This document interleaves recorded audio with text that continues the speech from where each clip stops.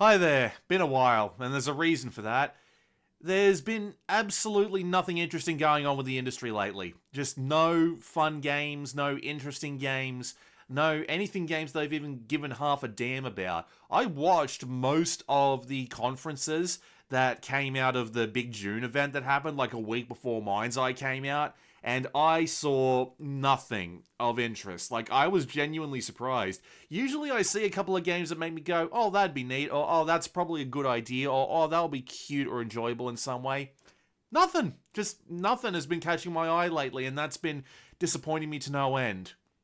But what did catch my eye is the subject of today's video, MindsEye. This one has been getting shit on from orbit, from all sides, and I can say I understand why, but I can also say that there are a lot of reasons I disagree with, because I have actually played through MindsEye in its entirety, and I am one of approximately 10% of the Steam population who has. So I at least have a better understanding of this game than most people do. So I just want to ramble about it for a bit, just a little bit, and just to prove to you that I've actually finished this thing. You can see up in the top right corner that I'm playing through all of the gameplay footage that I recorded for this, just in a row at like 2000% speed. It'll be roughly the speed that it takes to finish this video. I played through MindsEye in about 12 hours, and for those of you who are thinking, oh, he didn't play the launch day version with all the bugs and whatnot, I did. Here's the proof. Well, I say here's the proof, but this is me, this is my Steam account. I only played MindsEye the day after it came out, then I played it on the day after that, because they didn't unlock access to the editing tools, and I wanted to fiddle around in the editing tools. And God help me, I did try to fiddle with the editing tools. You want to know what happened? It took me about an hour to figure out how to make a can explode and then give you a point. And by figure out, I mean I didn't figure it out. I gave up after about an hour and a half, so that was fun. So at the moment, the only experience I've got is with the actual main campaign itself. Maybe I'll go back into the MindsEye editor in a few weeks once some people have done tutorials on it, because there is still a pretty dedicated community around this game, mainly from its origins, which is the Unreal Engine powered social network cross Fortnite buildy style thing called Everywhere. It is a user generated content platform. You build games, you build things around this game's based systems, and you just... What is that? For those of you who are wondering, that was my dog making noises, but anyway. So yeah, you make games around this engine. You can do things like head-to-head death matches. You can do like solo levels where you go through and shoot AI and whatnot.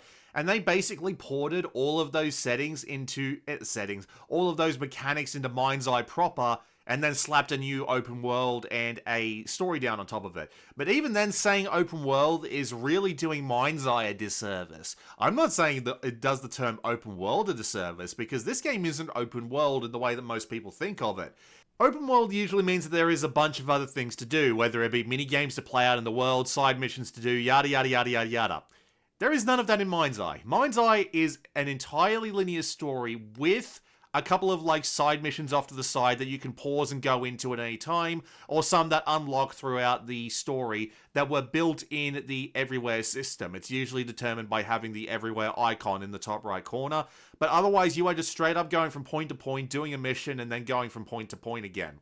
There's a couple of other games that tried this in the past. The main one that I can think of and that I was actually playing for a while before MindsEye came out was actually the first Mafia game. It had this big world that you could go wander around in the free roam mode, but otherwise it was entirely story focused. And I don't know why every single open world game needs to have 1,000 activities and 100 side missions and all of this bullshit. It genuinely drives me mad sometimes just how GTA brained the overall gaming community has gotten. If they want to just focus on the quality and the playability of their main story, pause for laughter, I know some of you are going to laugh at that in relation to MindsEye. If there are people who just want to do a main story and just have this place be like the setting so that maybe they can come back to it later, or so it's a big open canvas for you to put all of your missions in, that's fine. The problem is, the entire wider gaming community will not forgive you for it if your open world game doesn't have 100 different versions of bloody poker. It's just mental. The thing is, How do you get to the point where minigames are worthwhile in a story like MindsEye?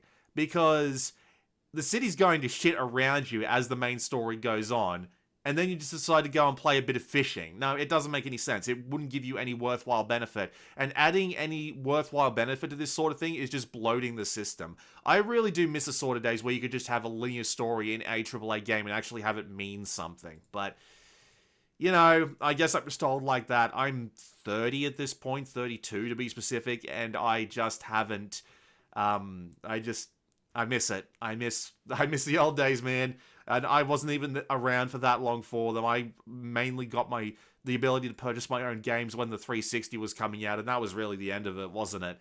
So, there you go.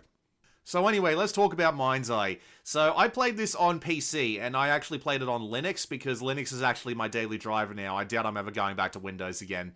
Admittedly, I just got sick of his shit. But anyway, MindsEye. So I played this on PC through Proton, so I was expecting some kind of compatibility issues, but as far as I can tell, I didn't get any. It's actually pretty reasonable how well it run. The only problem I have is that, well, my computer's getting pretty long in the tooth at this point, so I ended up having to play pretty much everything on low, and I still couldn't get that far above 30, so I had to just lock my game to 30 the whole time. But I'm on an 8700K and an RTX 2080. If I swapped out that 8700K for something a bit better, like a 1300 or 1400, I probably would have been doing a lot better, but we'll leave that alone for now. PC optimization is a very weird business. The main thing that did happen was that the game did crash a few times. I crashed about half a dozen times overall, and they pretty much confirmed, and I figured this from the beginning after paying attention to how the crashes happened and where they happened, that it was probably something to do with a memory leak, and they confirmed that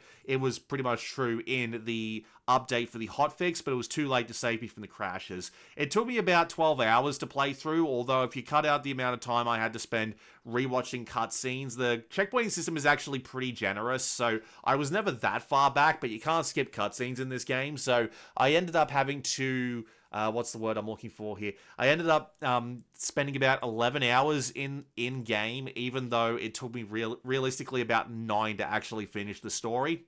There may also be some graphical glitches, like, for example, there was some weird stuff, like, really early on with the lighting that I couldn't quite figure out. And apparently if you turn the frame generation off, it turns the frame... Not the frame generation. I hate frame generation. Frame generation is awful. Never turn it on if you can avoid it. The DLSS, the upscaling, the special upscaling. If you have that turned off, it thinks it's turned on to like 70% or something, because the picture just looks awful. So I just put it onto like quality, and that worked. You can still see like the halos around people as they're wandering around and whatnot, but I've learned to live with that, which feels weird me saying this, but I guess I had to. I learned to live with it for Monster Hunter Worlds. I guess, like, Wilds, god damn it. The game's so unmemorable, I'm calling it by its predecessor's name. I learned to live with it, so I'm asking you to live with it if you can. Now, I've been hearing people have been having some other bugs, and while I will get to some of those bugs, while we talk about the individual parts of MindsEye, I find that I didn't have as bad of a time as most people are claiming. So, take that how you will.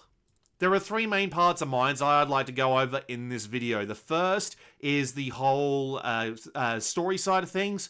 We'll do that last, because I find that to be the most interesting part of MindsEye. The second is the shooting, and the third is the driving. And we're going to attack those in the order of the shooting, the driving, and then the storyline. So, people have been calling MindsEye's shooting specifically. They don't have very much compliments about the driving either, but the shooting specifically, they call the worst part about it. And I'm of two minds about this, but my two minding about it is that MindsEye is an okay third-person shooter. It's not the best I've ever played, although if I'm being perfectly honest, I'm trying to think of a game that has done third-person shooting as well as MindsEye, and despite the fact that I've played more third-person shooters than I can count, I'm mainly coming up with a blank, because the thing about MindsEye is that it actually has a fair amount going for it. it's got a few different weapon types, and they slowly introduce them to you over the course of the game. Your pistol is just meant as your backup weapon. Your SMG is good at small distances, but at long distances you really need to be careful about the aiming. Your assault rifle is your good all-rounder, and your sniper rifle is good for those long distance encounters, but other than the sniper rifle giving you like 200 ammo for some reason, they tend to limit you on the ammo and the usefulness of said weapons from time to time. And so as a result, you find yourself having to think about what weapons you're going to use for what engagements. And the robots they introduce later have a lot more health. They're a lot tankier than the majority of the human enemies up to that point. So it ends up being much more of a game of precision. And there is a sort of element that becomes a bit repetitive as it goes on with the weird little walker robots, where you have to actively like shoot their legs out from under them in order to knock them over, which makes them less of a threat unless you refocus back on other enemies. But at the same time, if you get in front of them while they're like that, they can still shoot you and hurt you, which is actually kind of funny the first couple of times it happens, because you're just like, it's just a head, it can't hurt you, why are my legs gone all of a sudden? I find that enjoyable, if I'm being honest. And then they give you, like, some more fun weapons later on in the game. They give you, like, this massive energy ball launcher that just explodes in this wide thing. They give you this massive machine gun so you can go more Dakar, and that'll become your main weapon, because they're more than happy to just give you tons of ammo for that. And then you've got the drone companion, which lets you take over some robots, do some stuns, throw out grenades and what have you. And I honestly think that all of this put together actually makes for a pretty solid system. I found myself really enjoying needing to carefully check my weapons, make sure enemies didn't get behind me, we'll get to that in a bit, and decide whether it would be better to use the robot ability to take over one of the other robots and use that as a distraction, or use the stuns in order to try and kill them more effectively, or use the grenades. Although you get the grenades like way later in the story, to the point where, like, towards the very end of the game, you're pretty much just given all the weapons you can, all the ammo you can carry for them, and just told to go on a power trip. So I'm not massively gonna wreck the game too much for that, but we'll get to why that is a thing in the story later. But for now, look, I don't mind the weapons, I don't mind the tactical feeling of the shootouts. It's genuinely not that bad. The other thing I've been hearing people complain about is the AI, and you know what? For the first couple of hours, you're kind of right. And this is coming from someone who actually played through the game in hard mode. There are 3 different difficulty modes. There's story, there's normal, and there's hard. I just put the game straight to hard mode when I hopped in, and even I thought that was a bit too easy. Well, at least in the early game, because the human enemies, the ones that are like the mercenary group that you go up against in the early parts of the story, just unarmed humans with very little interesting weaponry going for them, they're not that interesting to fight for 2 reasons. 1, their weapons aren't great, and 2, you have a lot of health. Now, you might not notice it just looking at the gameplay, but in the first like 75% of your health bar, standing out of cover for like 2 to 3 seconds while 2 or 3 enemies are shooting at you will take out about 70% of that health bar, but then once you get to about a quarter, the amount of damage you take is cut by like half, if not 2/3. You'll be taking like 1 damage per bullet by the time you get down into the 20s and 10s in HP, and it makes you almost invincible in the early game, because you can just run past a bunch of combat encounters if it will let you do that. Like, for example, the early game mission where the caravan blows up and you have to escape from the trailer park.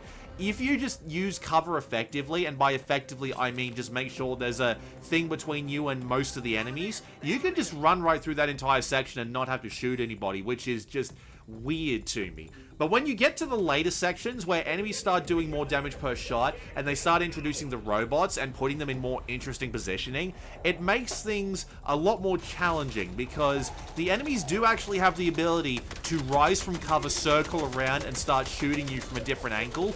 They just don't do it very often. I don't know if it's a consequence of their AI or because of the way they designed some of the arenas, and I'm pretty sure the way they've designed some of the arenas is part of this, but I do believe that the enemy AI at times is actually pretty good, because it can just move around and smoke you out, and if it wasn't for the fact that you had so much health, they could actually be a realistic threat. Even just the armored enemies that show up early on in the game, well, not early on, it's more later on, it's more like about the halfway point. But the armored enemies that show up take a fair bit more damage, even though they still go down to a single headshot, which is pretty easy to do. I played through this entire game on controller, and the auto-aim is not over the top, but getting headshots was not particularly difficult. But anyway, back to what I was saying. They deal more damage, they take more hits just in general if you can't guarantee a headshot. And if they are able to circle around and hit you from the back or the sides when you're already pretty hurt, you can actually be taken out. And it does make for some interesting combat scenarios, like the one where you're almost buried alive and only have the sniper rifle, or at least you think you only have the sniper rifle. The game's weird about that. It didn't give you any indication that you could open your weapon wheel and get a different weapon out. The fact that you have to try and hold them off with nothing but the sniper rifle is interesting. And when they start introducing the robots and then mixing them in with the human people, that is what makes the game work at its best. Because you've got the weaker targets, you've got the heavier targets, and you need to decide how to use all of your resources effectively, what weapon you can pull out, because the robot enemies take a lot of firepower, and they are very, very strong against the sniper rifle and the designated marksman weapons. So you can be spending a lot of time just trying to take them out with snipers, or you can be efficient about it. You can be constantly swapping cover. You can be using the sniper rifle to headshot the human enemies and then pulling out the submachine gun to knock the legs out from underneath all of the robot enemies, and then pulling out your power weapons to take care of the more humanoid robots that are much stronger. Or you can pull out the distraction, pop it in front of the distraction, not distraction, I mean the mind control for the robots. You take out the control for the robots, you use that to get one of the big humanoid ones, use that to distract the other robots, go around and kill all the humans, and then focus your attention back on the robots before your robot buddy gets destroyed. There is actually some thought here. There is potential here for this to be more interesting than it currently is. And in some of the situations I've showed you where they present you with you by yourself with overwhelming firepower coming down on you, the game can actually be difficult and it can actually be an enjoyable experience. Now, the actual way the guns feel is bog standard to give the game a little bit more praise than it deserves. The better power weapons that you get later on feel much more satisfying to use, but by that point, you're on the end game power trip and you're not going to get much time with them. But there is room for just a little bit of tweaking and maybe updating the layouts of some of the arenas and whatnot in order to have more interesting fights. And I do like it. I do. Just, well, I'll say like is a strong word, but I don't also dislike it. I'm also not ambivalent about it. If they just, you know, just a little bit less health and just a little bit more punchiness from the humans and the robots, and there would be a lot more potential to this. That, and you have to put your best foot forward in the first hour or two, so people don't think all the AI in your game is like that. So, I genuinely find the MindsEye shooting to be just okay. Okay, to the point of being actually enjoyable when they overwhelm you and force you to find your way through it in a more interesting sense. Alright, let's change gears. Fuck, I realized how bad that was under there. Alright, let's talk about the driving now. So, the driving in MindsEye is not that bad either. Now, admittedly, there are a couple more asterisks to this one than there was to the third-person shooting, but admittedly, some of the car chases I actually enjoyed in this, because cars feel relatively heavy when they're on the road. They have a satisfying handbrake turn. It's not realistic in the slightest, by the way, and it is actually a challenge to avoid traffic while you are driving. And the cars, mostly the cars that we're driving in this game are like sports cars and whatnot. You have very little reason to get into things like dump trucks or whatnot, which again, I don't mind. Just keep the action going. Don't make me wander around for a car for a while. I actually had to do that. It was kind of miserable. It actually got to the point where I had to restart the entire mission in order to just get a car properly, which was weird. But anyway, again, we'll get to that when we get to the story purposes. But actually driving around the open world, it's not that bad. They even give you a couple of little incentives to go as fast as you can, and I didn't realize they were working their magic on me until I'm like, why the hell am I doing this? So, they give you like a little GPS that points towards where you need to go, and that's really all you need, because again, there's nothing else you can do in this open world. You don't need to do anything else in this open world. You're here for the story, not for wandering around playing fucking blackjack. Anyway, you just have a point you need to go to, and half the time, they give you like a little countdown clock. And they're like, hey, see if you can beat this time. You don't have to, You don't get a trophy for it or anything, but I found myself doing it because I was enjoying the driving. Again, cars are heavy on the road. They're satisfying to steer. Getting the perfect handbrake turn is actually pretty satisfying. A couple of those races that they include in the MindsEye play mode are actually kind of fun. They remind me of the old split-second races where the entire world is falling apart around you and you're just barely surviving. It's good. It's good stuff. The thing is, though, the moment you get in the air, the moment that you leave the ground, things start getting wonky. Also, there are a couple of bugs that I noticed, like, for example, the tires weren't spinning properly, but, like, gameplay bug, I don't care that much. I'm not looking at my tires, I'm looking at the fucking road. Leave it alone for a bit. So, when you get in the air, you have the ability to rotate your car in almost every axis, and it's so strange that you can do it. And then when you land on the ground, like on your roof or whatnot, you have the ability to hold square and just tilt the analog stick left or right in order to right yourself the right way up. And it just feels odd when you're in the air, and this car that feels like this heavy beast of a thing while you're on the road is suddenly the lightest, most floaty thing imaginable. It's so strange. I don't know why they don't make the car feel heavier in this sense. And there are also some really weird things that can happen while you're driving. Like, for example, if you land on your side, but the wheels, specifically the wheels of the side that you're on, are still touching the ground, you can still drive on two wheels. I do not know if I'm going to be able to find this footage, but if I can, I will put it on screen for you right now, because it was hilarious when it happened. And there are also a lot of different ways to, like, get stuck in certain little areas, and eventually the game will just be like, you failed, start again, which is weird. Like, you get stuck down a cliff, or if you get your car stuck in a 90-degree angle between, like, a fence and a rock or something, the game will just eventually restart you and respawn you out. But it restarts from the checkpoint. It doesn't, like, set you back to the road or anything, because most of the car chases in this game, not all of them, but some of them are very heavily scripted. It also means that in certain situations where you think you can do something, you can't. So there's this one car chase early on where you're chasing someone through the city of Red Rock. The chase itself is enjoyable, but she goes just this little bit too slow. If you're good enough of a driver, you can catch up to her, but if you hit her, it's like you're being hit by a truck coming 90 miles an hour the other way and you just go flying. Again, another reason why I think they just needed to give the particular missions a little bit more time in the oven, but at the same time, I can't say I didn't enjoy some of the chases they had. One particular highlight was this one moment towards the end of the game where you're being chased by these drones that fire rockets, and you're in a sand buggy going over the dunes outside of Red Rock. So you need to be very, very carefully positioning yourself in order to not get blasted away by these drones. And it was actually a really enjoyable moment. And it just goes to show that when the game is playing right, when all its ideas have managed to come together, it can actually be really enjoyable. And it's a shame that they didn't go to the effort of showing some of these more enjoyable parts of the game in the trailers. Now, they really focused on just like the cutscenes, and they showed a little bit of gameplay, but the majority of it was from like relatively early in the story, and some of the other things they showed, like flying around and defending the rocket and whatnot, were towards the end game, but simultaneously didn't show off how the game would develop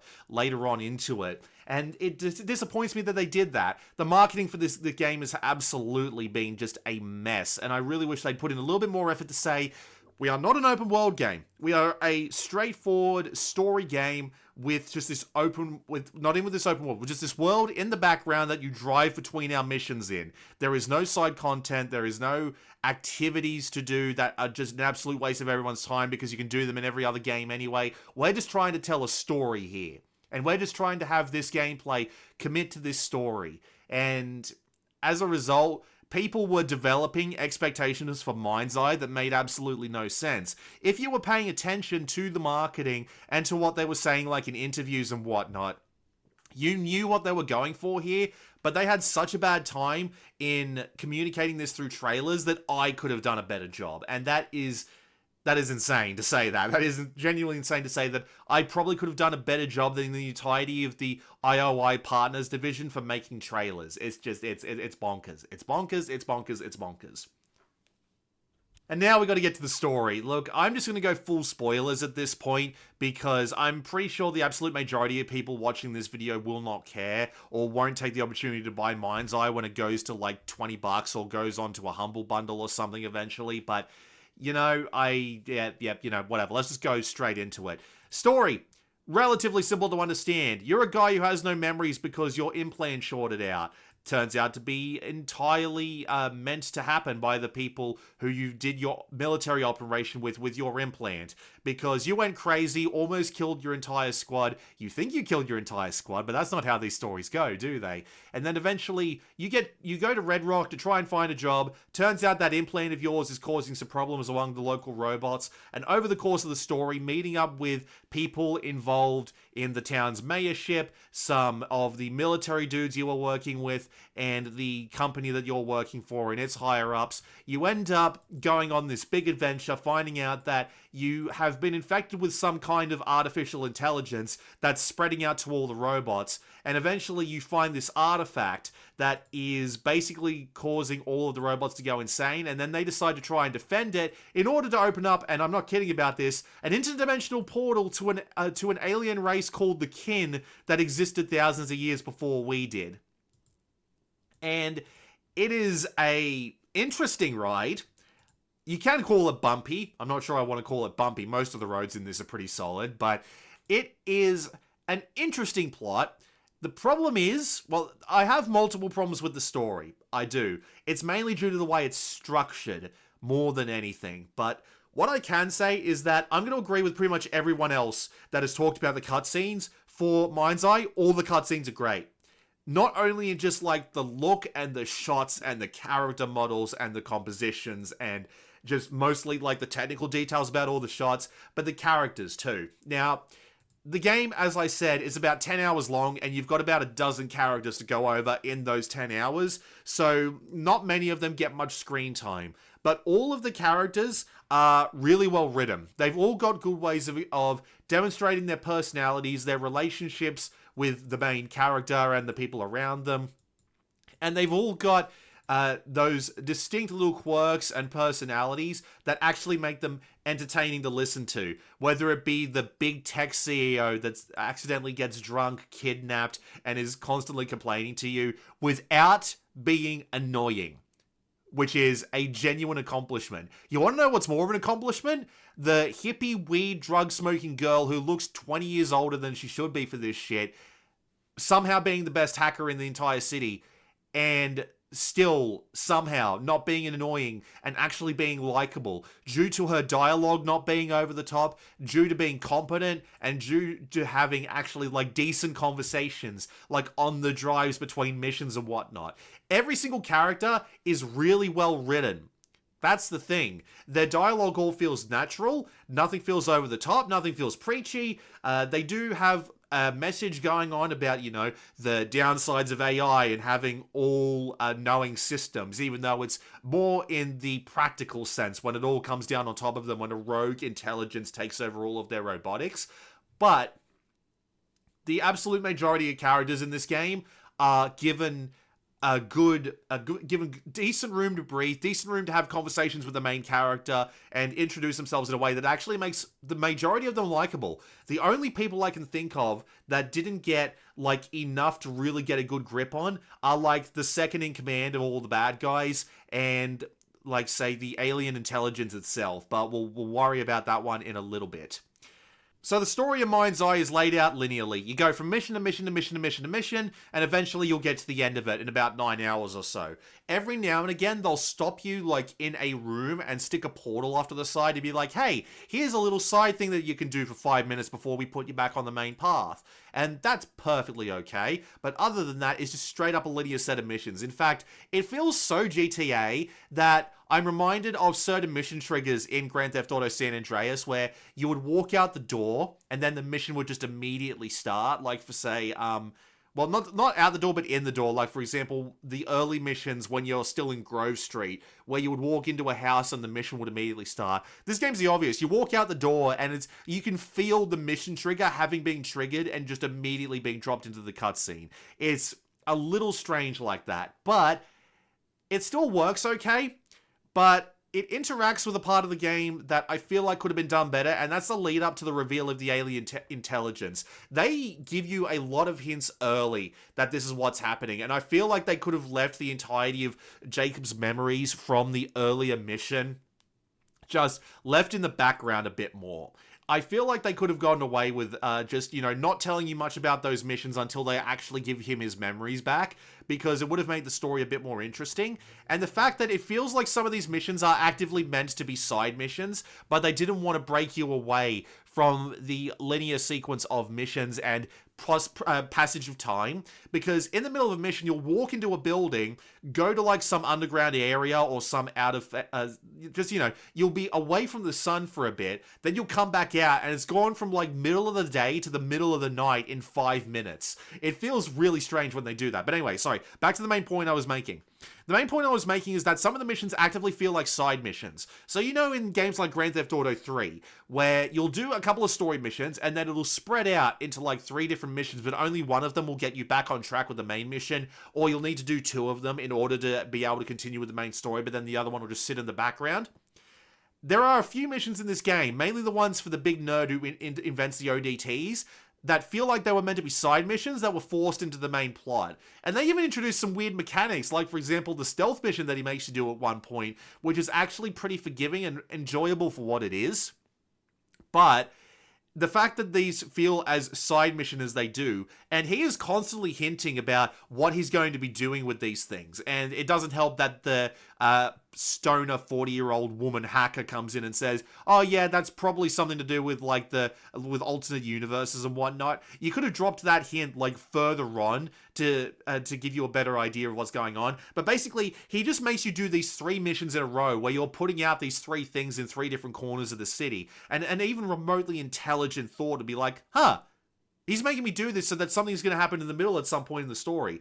If they had gone the GTA route and been like, we'll give you this as a side mission, you'll have to do it, but if we put enough time between these missions, eventually you'll forget that you're doing this. Eventually you might forget that you've got like 2 of these set up, the 3rd's going down, and then when he pops all 3 of them on and creates this alien portal in the middle of the city, it would have hit a lot harder. It would have been a lot less predictable, and I feel like it would have been a lot more enjoyable. And a couple of missions in the game suffer from that, because admittedly, going back and getting the ODT only to have to go back out to, you get the first one, you go out and do it, and then they make you go all the way back to his like hideout for the second one, which is like halfway across the city, and then they make you do it again for a 3rd time in a row. I feel like they could have spread that out. They could have taken from Grand Theft Auto's mission design there a little bit more safely. But I do have one further complaint about the story of MindsEye. Now, I actually do like my science fiction, and I do think this is a perfectly reasonable interpretation of the idea of AI, the idea of like this weird intelligence coming out of nowhere and trying to take over the city. And then you've got this whole 3-way fight towards the end, which I said is just straight up a power trip between you, the military bad guys, and the robots that are turning against them. Now, I kind of have to... Well, I don't have to explain the entirety of the story to go over my next point, so I'll just say it outright. My main problem is that MindsEye doesn't really have a second act. It has a first act, where you're being introduced to all the characters. You're slowly building up your relationships with them. And then suddenly it's like a pin drops, and then suddenly it's like you're in the 3rd act. All the characters just outright trust you. Everybody's like, wow, this guy who only came into my life 2-3 days ago is the best. Wow, I'm in love with the 40-year-old hippie stoner chick that hacks all the stuff for me. From completely out of nowhere. There are no indications that a romantic relationship is happening, and it just happens. I think, and all the things like, with the alien intelligence and whatnot start happening. It feels like they cut out 5 hours in the middle between Acts 1 and Acts 3 that just got all of this stuff together and just, added that little bit of extra character development. Gave you an idea that the hacker lady was starting to fall in love with Jacob Diaz in the first place. The idea that you're being trusted by the main security lady at the company because you've been doing so much work for her that she's actually started to inherently trust you. Now, this might be because, I can justify that one away because of the whole idea of, you've been working with her. She knows who you are. She knows that you've got the MindsEye implant, which was developed by the founder of your company. And your big boss Honcho is basically like, yeah, you can trust him. But a couple more assignments for that group would be good. A couple more assignments for the military guys, because there's like 2 missions. One where they forced you to get a sniper rifle, and then another one where they forced you to kill a main story character you just had to go through the effort of saving a couple of hours ago. And then they just don't talk to you again, and you'll fight them for the rest of the game. Like, why didn't I get a few more assignments from them going around and fucking up the plans of the other 2? Why didn't I spend a bit more time with the nerd that wasn't just go and plant these things on these towers for me? And why didn't I get a few more personal assignments from the 40-year-old hippie stoner hacker chick? It feels like it's missing that third act, and you want to know where it is? I am pretty sure that the missing story content is directly before the shuttle launch. There's a shuttle launch in the game, and Diaz is just in the control room watching it happen, and then he's incredibly happy and just like hugging everyone in the control room and like having a really satisfied face and whatnot. And there has been no hint to this point that you were planning to launch a rocket. It comes out of nowhere. I don't know why this happened. I'm just sitting there staring at my screen going, when did this happen? And it must have happened like some point off screen and I didn't know. And it's immediately after that point that everything starts going to shit and you get into the third act where it's just the downward spiral of the alien intelligence is invading, the military people have something to do with it, and all of that stuff. And I feel like there is a lot of room that is missing there for that character development that's really needed. And the last thing is the ending. Cliffhanger to no end. And you want to know why that is? It's because this is meant to be a 9-part story. And MindsEye is part 1. And it's in the middle somewhere. Oh, man. Like, what's the thing that you never do with multiverses? You don't say you're making a multiverse before you've ever released your first product, because it never works. The DC universe didn't work, the Marvel universe is going down the shitter, and every other property I know of that's tried it has just faded into obscurity, and MindsEye is probably doomed to go the same way. And the thing that sucks is, I actually don't mind like the concepts they're coming up with here. Like the alien intelligence or the alien beings have been given a lot of interesting qualities to them throughout the story of MindsEye.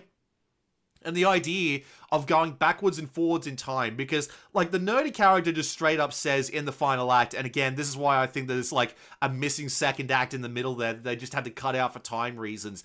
He just straight up says towards the final mission that they don't care about time. They are able to exist in the past, present, and future simultaneously. They knew we were going to develop this technology in the present, so they went to the past and put the temple there so that you could find the orb and take over it.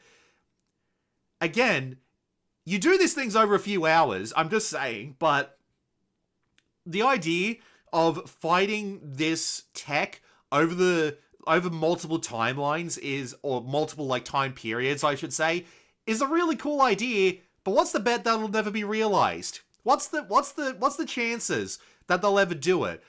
Like, don't get me wrong, they're still being backed by IOI partners, and nothing has come out saying that they're dropping them yet, but I feel like it's coming soon. The only reason I bought this is because I thought that, you know, with IOI behind them, there will at least be one playable game here, if not 8. But it's just, you know, you see the ideas, you see the potential, and you've gone through this story and you're like, there is actually a chance that this whole time travel, this whole alien intelligence thing and fighting it off in multiple eras idea could actually work if done right. And if you've been paying attention to the marketing for this game, they are promising a roadmap that includes, towards the start of next year, a major adventure called Star something. Let me see if I can find it. I'm probably going to have to put this in the... Did I have it in like my screenshots folder? Did I? No, I didn't. But basically this new mission called Star Scream Adventure or something like that. Star Strike, Star something. Implying that this is going to be like a new story in the future. The second part of people taking on the Kin, which is the name of the alien intelligence, by the way. What am I trying to say here? I'm basically trying to say that I don't think this 9-part story is going to happen, and it's a shame because there's so much potential here. They were very, very close to getting the third-person shooting right. They were close to getting the driving right. I don't know what all these other bugs that these people have been saying they've been having are, but look, I enjoyed my time with MindsEye. Like, don't get me wrong, I did have those crashes. I did have those weird things like wheels don't turn. Being on 2 wheels is weird. It runs pretty badly, even though my computer is pretty old, so I'm willing to give it a little bit of slack for that. It's just, I don't think it's going to continue, which is a shame. I really hope that it does, because everybody's always saying that new game studios don't get the opportunity to go more than one game into it in order to just solidify what they are and what they do and how to actually make it all work, but I just don't see it happening. I just don't see it happening, and that's the most disappointing thing, because as bad as MindsEye can be, as uninteresting as the third-person shooting can be, as wonky as the driving can be, and as unfinished as the story feels, there is a lot of potential. MindsEye just isn't that bad. But it's still not great. It's not something I'd recommend at the full price that they're asking for it. If this game launched at like they tried launching it at, say, what, like $60 USD. For me, it was $87.95 Australian. They launched it at that. If they launched it at 40 USD or 30 USD, it wouldn't be getting anywhere near as much flack. And if they gave it a month more in the oven just to get rid of the worst of the bugs, it would probably be thought of as okay. But that launch and the just things that have been going around in the studio right now, in their studio, Build a Rocket Boy, with 2 of the higher-ups leaving, and things from the Glassdoor coming out about the working conditions not being great, and all of those things means that, what are the chances this lasts? I don't know. And can the gameplay, like, hold up for the user-generated content side of things, where you are able to, like, make different games or make, like, shootouts and races and stuff in order to do that? From what I've seen of the user-generated content from the Everywhere Builders beta, it's possible that a bunch of interesting things can be created in this system, but I don't know. Just based on what I've seen so far, I don't think it's going to last, and that's the biggest shame. I've talked off your ear for a bit. I might come back when the next interesting thing comes along, but I can't guarantee that. Maybe, maybe not. Maybe I'll have so much fun with the Mount and Blade 2 mod Shokuho, I believe that's how you pronounce that, that I'll come back and talk about that. But for now, I'll see you all next time.